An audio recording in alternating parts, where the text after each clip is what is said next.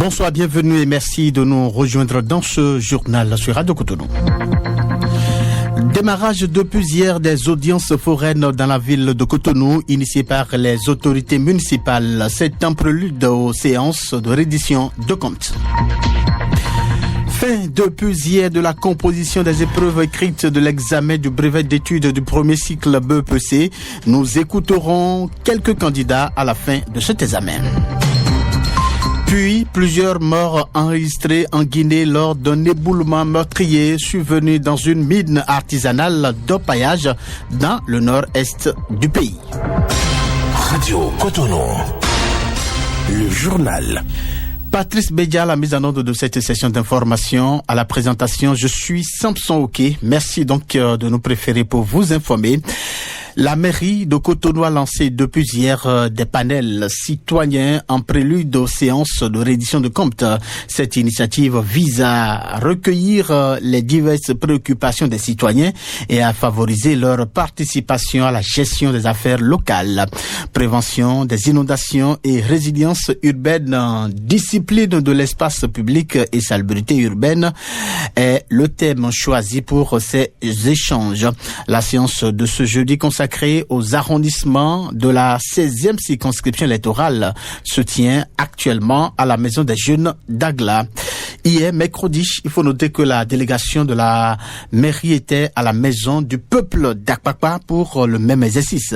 Cette rencontre a réuni les jeunes, les sages ainsi que les élus locaux des 6 arrondissements de la 15e circonscription électorale. Les participants ont réfléchi autour du thème prévention des inondations et résilience urbaine, discipline de l'espace public et salubrité urbaine.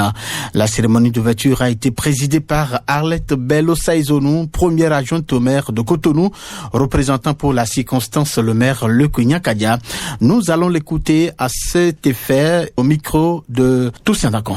Ce panel n'est pas une simple formalité administrative. Il constitue le mécanisme de reddition de comptes mis en place par Monsieur le maire, une innovation majeure visant à rapprocher l'action municipale des réalités que vous vivez au quotidien. En vous donnant la parole, nous renforçons ce lien démocratique indispensable entre la mairie et ses administrés. Le thème qui nous rassemble aujourd'hui est crucial. Prévention des inondations et résilience urbaine. Dans ce cadre, nous aborderons plus spécifiquement le sous-thème discipline de l'espace public et salubrité urbaine. À l'instant, Alette Bello Saïzonou, première adjointe au maire de Cotonou, représentant donc le maire pour la circonstance. Au cours donc des travaux, plusieurs communications ont été présentées par les chefs des 6 arrondissements concernés. Parmi eux, Alessandre Sewa est revenu sur les enjeux liés à la gestion de l'espace public et à la prévention des inondations. Suivant un extrait de son intervention. Le thème prévention des inondations et résilience urbaine renvoie à l'ensemble des actions qui visent à réduire les risques d'inondation dans la ville de Cotonou et à renforcer la capacité d'une ville et de ses habitants à faire face au changement climatique. Le premier volet de ce thème, qui est prévention des inondations, concerne les mesures qui sont prises pour limiter les inondations dans nos contrées. Et ces mesures concernent notamment le curage et l'entretien régulier des caniveaux et ouvrages de drainage public. Depuis l'avènement du maire Luc Nyakadia, nos ouvrages de drainage sont curés régulièrement. Le second volet, c'est la réalisation et la réhabilitation des réseaux d'assainissement pluvial. Aujourd'hui, on a noté dans la ville de Cotonou que, avec le gouvernement qui nous a appuyés par le projet PAPC, nos ouvrages de drainage sont réhabilités dans les 13 arrondissements de Cotonou. Il y a aussi la lutte contre l'occupation anarchique des voies d'eau et des zones inondables. Des populations occupent les exutoires. Ce n'est pas du rôle de l'État de le faire, mais c'est de votre responsabilité de sensibiliser les populations pour que ces populations ne puissent pas occuper les exutoires. Il y a la gestion efficace des déchets solides pour éviter l'obstruction des canalisations. Aujourd'hui, la LGDS dessert les ménages et elle ramasse régulièrement nos déchets pour éviter l'encombrement de nos maisons, de nos ruelles et de nos lacs. Donc, À l'issue de la rencontre, plusieurs participants ont salué l'initiative de la mairie de Cotonou et exprimé leur engagement à contribuer à l'amélioration du cadre de vie dans leur quartier. Ils se sont confiés donc au micro de Toussaint Nakon. Bonnes sont mes impressions parce que ce matin, nous avons touché au bout des doigts que les responsabilités de l'inondation à Cotonou sont partagées. Dans ce sens que nous avons les pratiques malsaines de la population qui contribuent le fait que les inondations demeurent toujours à Cotonou. Nous avons aussi le rôle de nos différentes autorités. La belle preuve, vous avez vu l'équipe municipale qui vient d'être installée, a déjà pris ses bâtons de pèlerin. Le maire descend chaque fois sur le terrain pour constater en tant qu'environnementaliste qu'est-ce qu'il faut faire. On ne peut que louer les efforts fournis au niveau du gouvernement, au niveau de la mairie, parce que nous avions vu les images avant de certains quartiers, de certaines maisons, de certaines boutiques et après les travaux d'intervention de la mairie. On n'avait pas compris que de sitôt, la mairie pouvait venir très vite, comme ça nous rassembler pour contrer, n'est-ce pas, l'inondation à Cotonou. Parce que c'est de ça il s'agit effectivement. C'est nous-mêmes qui bloquons la circulation de l'eau et il va falloir qu'on prenne des engagements forts. Avant la police, nous voulons que les anciennes pratiques que nos aïeux avaient installées, que ça revienne encore. Pour sensibiliser la population, c'est les embêtants que les parents sortent, ils passent l'information et quand toi, tu outrepasses ces informations, ces sensibilisations, c'est que tu es passible de ce que eux, ils vont te donner. On ne va pas dire que les autorités n'ont rien fait. Il y a beaucoup de caniveaux dans notre arrondissement et avec ces caniveaux, l'eau circule bien. C'est parce que nous, les populations là, nous n'avons pas de bonne foi et quand nous jetons ces ordures dans les caniveaux, dans l'eau, tout ça là, ça bloque la circulation de l'eau. Là, on leur a encore demandé beaucoup de choses, mais ils ont pris ça en compte. Les élus locaux et municipaux du 6e arrondissement ont ouvert ce jeudi leur 4e session ordinaire de l'année. La dite session, présidée par Alessandre Sewa, chef de cette unité administrative, va tourner autour de 7 points inscrits à l'ordre du jour. Suivons ici Roger Ulrich Bediga, agent qualifié de santé dans le 6e arrondissement, qui lève ici un coin de voile sur l'objectif de leur présence à cette session. Notre objectif à cette séance ce jour, c'est d'abord de faire un rappel au chef quartier sur l'objectif et l'attendu de la politique nationale de santé communautaire qu'a mis en place le gouvernement et leur présenter à nouveau le cahier de charge des relais communautaires qui sont désignés dans chaque quartier.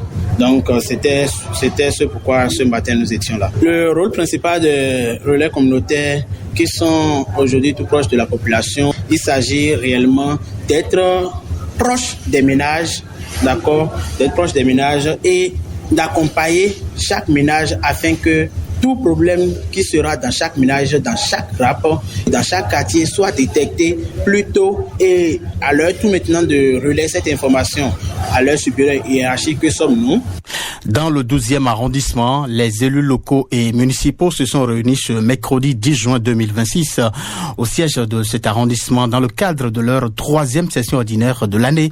À l'ordre du jour, une dizaine de points portant notamment sur la sécurité, les activités sanitaires, la salubrité mensuelle ainsi que la distribution des factures de la société de gestion des déchets de la salubrité SGDS.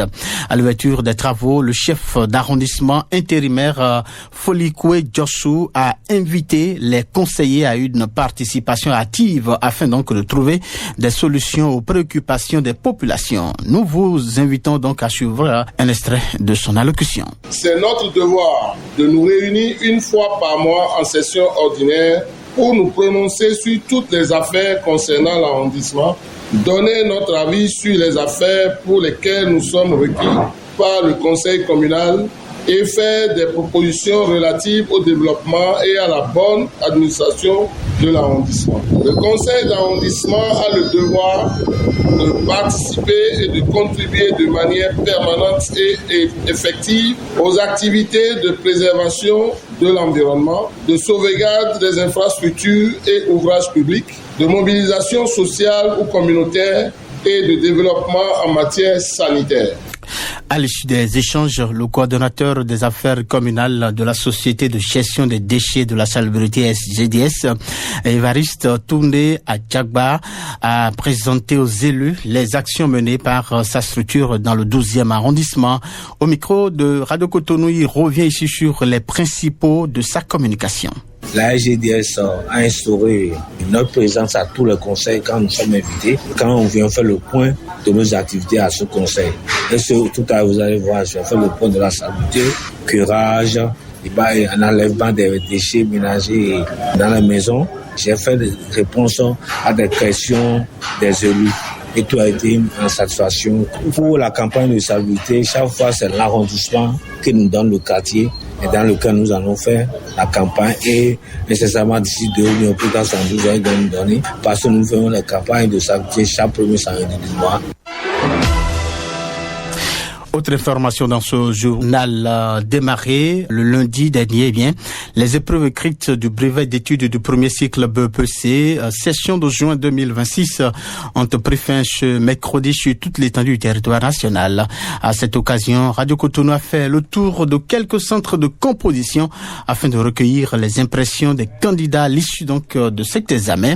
Écoutons-les au micro de Michel Doujifavi. Les épreuves étaient faciles. On remercie le président parce que cette année, ces épreuves ont été abordables pour tout le monde. Et on a vu que pour les examens, c'était pas difficile, c'était pour les élèves moyens. Les épreuves étaient acceptables, on a bien travaillé et on est vraiment content des épreuves. L'examen s'est bien passé, on a fait ce qu'on a pu et puis c'est. Mais les épreuves sont un peu faciles comme l'on le méritait. Donc, ce qu'on a appris un peu sorti, donc on a fait de notre mieux en fait. L'examen s'est bien passé par la grâce. C'était abordable par la grâce de Dieu. Il y avait juste quelques difficultés en mathématiques, c'est tout. Je me suis rappelé des notions antérieures. J'attends un bon résultat de cet examen. Et je remercie tous mes professeurs. Les épreuves fournies par la mairie de Cotonou ont répondu à nos attentes, car ils nous ont proposé un maximum d'informations qui nous ont permis de réinitialiser tous nos acquis à propos de ce qu'on a fait durant notre année scolaire et nous a permis de mieux nous enrichir de plus de connaissances. Nous remercions la mairie de Cotonou pour cet effort et les encourageons à faire davantage. Les travaux dirigés nous ont permis de reprendre tout ce qu'on a eu à faire durant l'année. Ça nous a aussi permis de mieux nous préparer, d'avoir un esprit plus frais en venant composer les épreuves telles que maths, PCT et SVT. À la suite de cette composition, nous avons eu plusieurs acquis, des connaissances à propos des problèmes que nous devons résoudre et des questions que nous devons répondre. Nous avons aussi acquis une petite maîtrise à propos de ce que nous devons faire. Oui, sur les évaluations qui vont suivre et ce que nous devons apprendre et la manière dont on va gérer notre temps aussi. Car les professeurs nous ont beaucoup encouragés et nous ont donné des exemples. Diplomatie à présent, après 4 années de mission au Bénin, l'ambassadrice de la Confédération suisse, Simone Gizet, a effectué ce mercredi 10 juin 2026 une visite d'adieu à la ministre des Affaires étrangères, Corinne Maury-Brunet. L'occasion pour les deux ambassadeurs de dresser le bilan d'une coopération bilatérale vieille de plus de 40 ans. Les discussions ont notamment porté sur les actions menées en faveur de la gouvernance, de la cohésion sociale, de l'emploi et de la formation des jeunes. Les deux parties ont également évoqué les initiatives destinées à renforcer la résilience des communautés face aux effets du changement climatique. Cette rencontre a aussi été l'occasion de rappeler la solidité des relations entre les deux pays.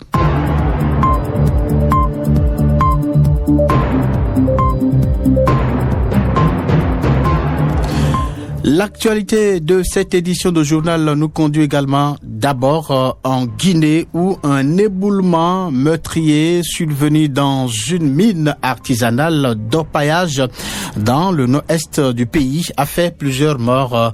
Nous parlerons ensuite de l'Irlande du Nord où une nouvelle nuit de manifestation a eu lieu à Belfast après une attaque au couteau.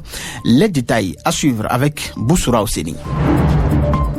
Selon un bilan provisoire, le glissement de terrain survenu le lundi 8 juin a fait au moins 11 morts, plusieurs blessés et de nombreux disparus. Ce type de catastrophe n'est pas rare en Haute-Guinée où des ressortissants ouest-africains prennent des risques considérables pour exploiter au péril de leur vie des mines artisanales abandonnées dans l'espoir de trouver de l'or. En République démocratique du Congo, le syndicat libre des médecins appelle à une grève illimitée à partir de ce 11 juin dans le secteur public.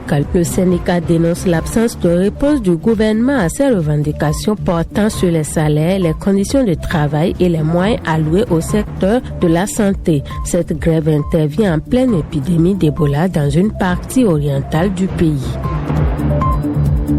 Et puis hors de l'Afrique, en Irlande du Nord, hier mercredi 10 juin, la police a utilisé un canon à eau pour disperser des manifestants près de Belfast, marquant une deuxième nuit consécutive de violence localisée. Ces troupes font suite à une attaque au couteau pour laquelle un réfugié soudanais a été inculpé. Au total, plus d'une centaine de manifestants se sont rassemblés en plusieurs points de la ville.